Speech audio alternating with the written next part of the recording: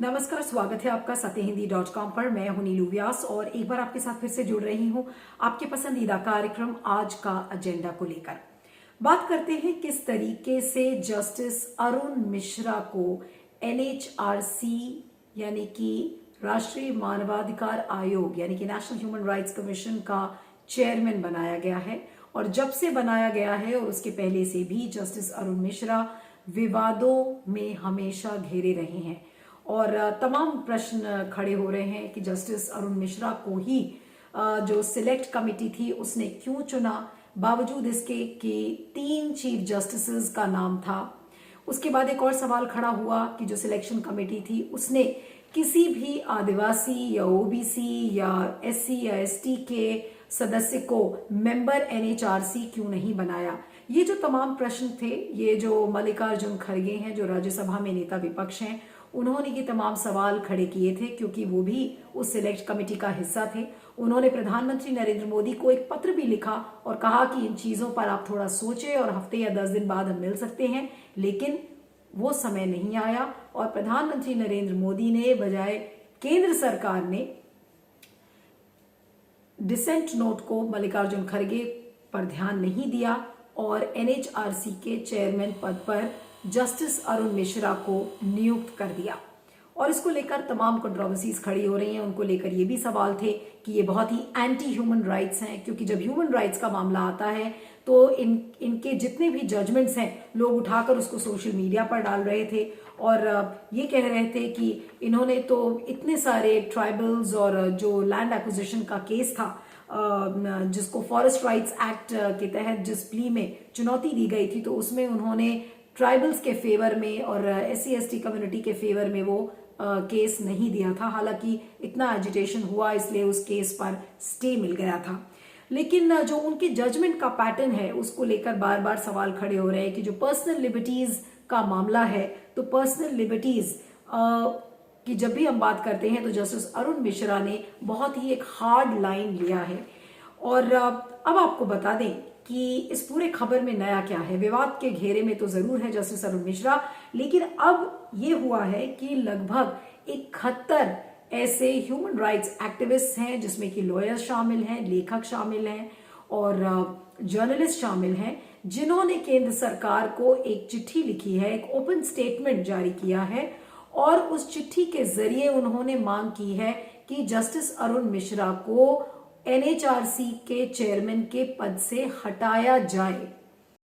अब बात करते हैं कि ये जो ओपन स्टेटमेंट इतने सारे human rights activist, lawyers, journalist, writers की तरफ से आया है, इसमें क्या लिखा गया है। सबसे पहला जो एक मोटा जो एक स्टेटमेंट इन सारे लोगों ने दिया है वो ये कहा है कि जस्टिस मिश्रा के अपॉइंटमेंट होने के बाद ऐसा लगता है कि केंद्र सरकार के मन में संविधान को लेकर कोई सम्मान नहीं है और एक बहुत क्षति पहुंची है हमारे लोकतांत्रिक ढांचे को और सरकार का इसमें अहंकार दिखता है। ये सारी बातें और पब्लिक ओपिनियन को लेकर भी इस स्टेटमेंट पे ये कहा गया है कि जो मौजूदा सरकार है वो बहुत ही इनडिफरेंट है और उसके लिए पब्लिक ओपिनियन बिल्कुल भी मैटर नहीं करता है। अब आपको बता दें कि इसी स्टेटमेंट में यह भी लिखा गया है कि जो एनएचआरसी का मैंडेट है वो केंद्र सरकार को याद दिलाया गया है कि एनएचआरसी का मैंडेट होता है कि इसमें पहला प्रेफरेंस किसी भी former chief justice of India को दिया जाए। 3 चीफ जस्टिस थे, लेकिन उस मैंडेट को भी उसका भी उल्लंघन हुआ क्योंकि 3 चीफ जस्टिस के होने के बावजूद जस्टिस अरुण मिश्रा को सरकार ने चुना। और ये कहा गया है इसी स्टेटमेंट में, इन सभी लोगों ने, जितने भी human rights activist, lawyers, writers और जर्नलिस्ट हैं, इनका ये कहना है कि जस्टिस अरुण मिश्रा को तो एक तरीके का प्रसाद दिया है केंद्र सरकार ने, इसलिए क्योंकि उन्होंने जमकर प्रधानमंत्री नरेंद्र मोदी की तारीफ की थी। जो इंटरनेशनल जुडिशियल कॉन्फ्रेंस थी तो उसमें नरेंद्र मोदी के लिए बोला गया था कि वो इंटरनेशनली अक्लेम्ड एक विजनरी है who thinks global and acts local. तो इस तरीके की जमकर जो तारीफ की थी, तो आज उसी का तोहफा जस्टिस अरुण मिश्रा को मिला है कि उनको एनएचआरसी का चेयरमैन बनाया गया है। इसी स्टेटमेंट में इन सारे लोगों ने वो तमाम केसेस भी गिनवा दिए जिसमें कि अरुण मिश्रा की जस्टिस अरुण मिश्रा की जो भूमिका है वो बहुत संदिग्ध रही है, कंट्रोवर्सी के घेरे में रहे हैं जिन केसेस को लेकर, और इन सारे केसेस का उल्लेख ये पूरे ओपन स्टेटमेंट में है।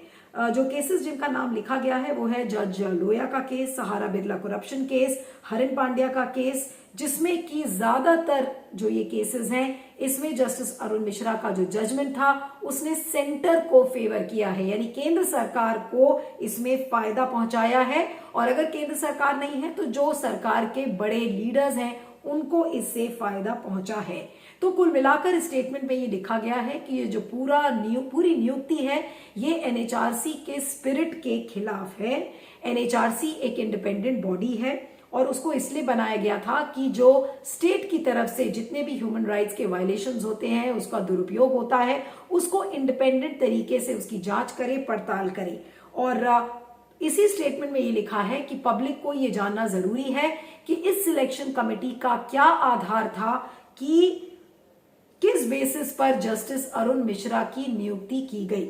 एक चीज जिसको लेकर और भी बहुत ज्यादा ऑब्जेक्शंस इस ओपन स्टेटमेंट में उठाए गए हैं और वो ये कहा गया है कि ह्यूमन राइट्स के उल्लंघन के जो मामले होते हैं वो ज्यादातर देखे गए हैं कि इसमें जो शिकार होते हैं, इसमें जो विक्टिम्स होते हैं, पीड़ित होते हैं, वो ज्यादातर मार्जिनलाइज कम्युनिटीज से होते हैं, जैसे कि एससी, एसटी, ओबीसी, ये वो लोग होते हैं।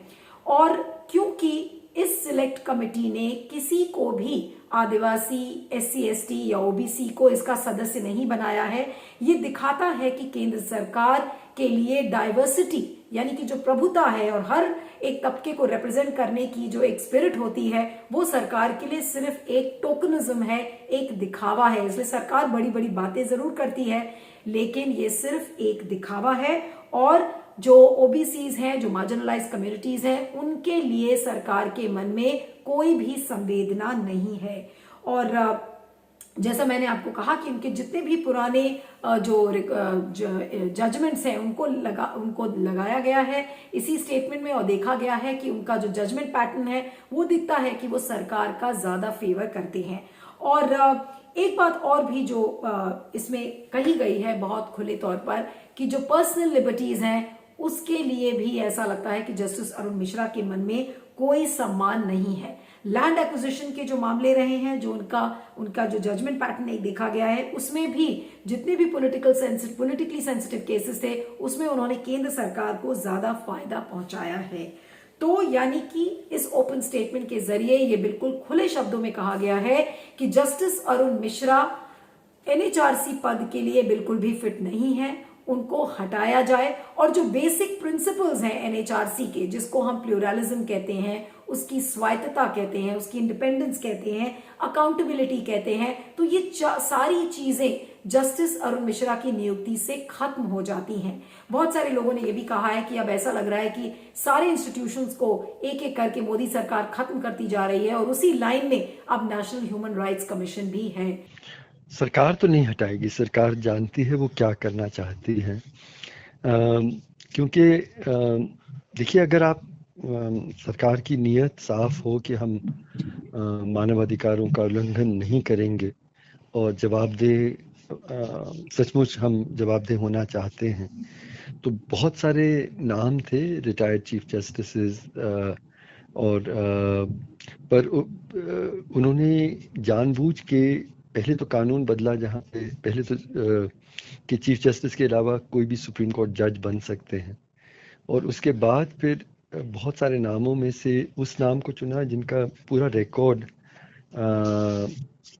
वर्तमान सरकार के प्रति एक तरह से उनकी तरफ बायस और एक पब्लिक प्लेटफॉर्म से प्रधानमंत्री को एक जज, सिटिंग जज उनकी तारीफ करते हैं। ये उनकी जो इम्पार्शियलिटी है उस पे बहुत सारे सवाल उठाते हैं। उन्हीं को सरकार सारे नियम कायदे सभी को एक तरफ करके उनको जब अपॉइंट करती है तो सरकार की नीयत तो साफ है कि वो किसी तरह की जवाबदेही नहीं चाहती है। नहीं, मुझे लगता है जुडिशरी के लिए तो साफ है कि आप सरकार का जितना तरफदारी करेंगे, खुल के करेंगे, तो आपको उसका फायदा होगा। सरकार आपको बड़े पदों पे बनाए रखेगा। जस्टिस गोगोई अभी राज्यसभा एमपी बन गए। इस तरह से और कोई गवर्नर बने हैं। तो एक तो हमारा हमारा साथ दीजिए खुल के, और हम आपको एक रिवॉर्ड देंगे। ये एक क्लियर मैसेज तो है ही, लेकिन जहाँ तक मानवाधिकारों के संबंध में क्या मैसेज है, वो और भी ज़्यादा गंभीर है। मतलब ये है कि क्योंकि हमारे सामने उदाहरण है एक्चुअली गुजरात का, जब 2002 का नरसंहार हुआ था गुजरात में, तो एनएचआरसी के चेयरपर्सन जस्टिस वर्मा थे, और हमने देखा कि यही एनएचआरसी कितना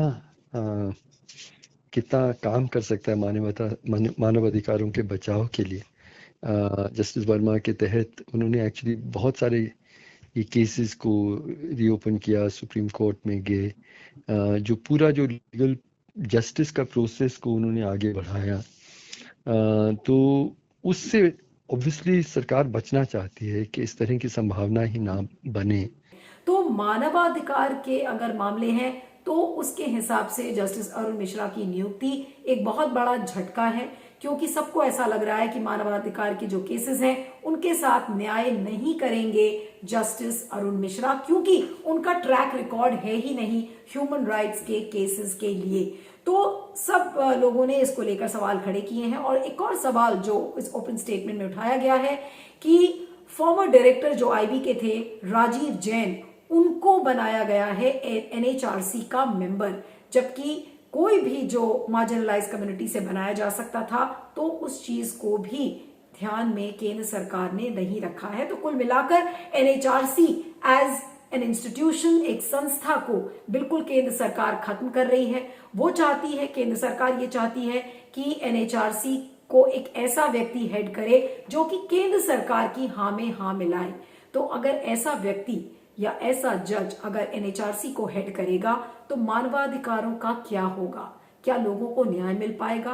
क्या संस्था एक इंडिपेंडेंट तरीके से चल पाएगी? इसको लेकर इस समय तमाम सवाल खड़े हैं। और जुडिशरी के लिए भी एक बहुत बड़ा मैसेज है, क्योंकि तमाम जजेस हैं उनको भी केंद्र सरकार ने एक तरीके से संदेश दिया है कि अगर आप केंद्र सरकार के खिलाफ बोलेंगे तो फिर आपको ऐसी बड़ी पोस्ट्स नहीं मिल पाएंगी, इसलिए आपके लिए चुप रहना बेहतर है। अगर आप सरकार की हाँ में हाँ मिलाएंगे तो आपकी भी इसमें बल्ले बल्ले होगी, और केंद्र सरकार अपने आप, अगर आप तारीफ करते रहेंगे तो आपको इसी तरीके की जो प्लम पोस्टिंग्स हैं वो मिलती जाएंगी।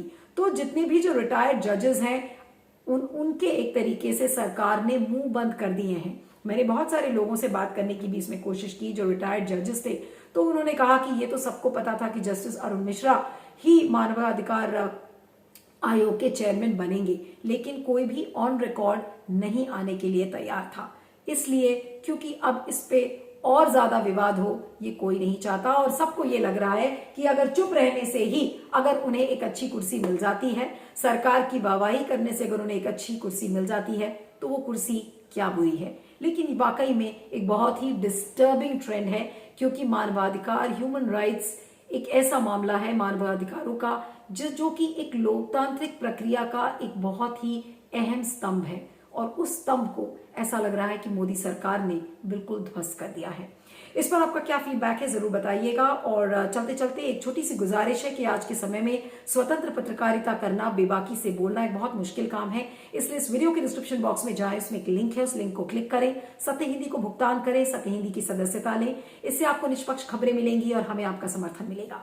आप मुझे ट्विटर पर फॉलो कर सकते हैं, मेरा ट्विटर हैंडल है @neelu317 और दूसरा ट्विटर हैंडल है @neelu_on_the_move। देखते रहिएगा आज का एजेंडा और बने रहिएगा सत्य हिंदी पर। Thank you so much. सत्य हिंदी का ऐप डाउनलोड करें गूगल प्ले स्टोर पर।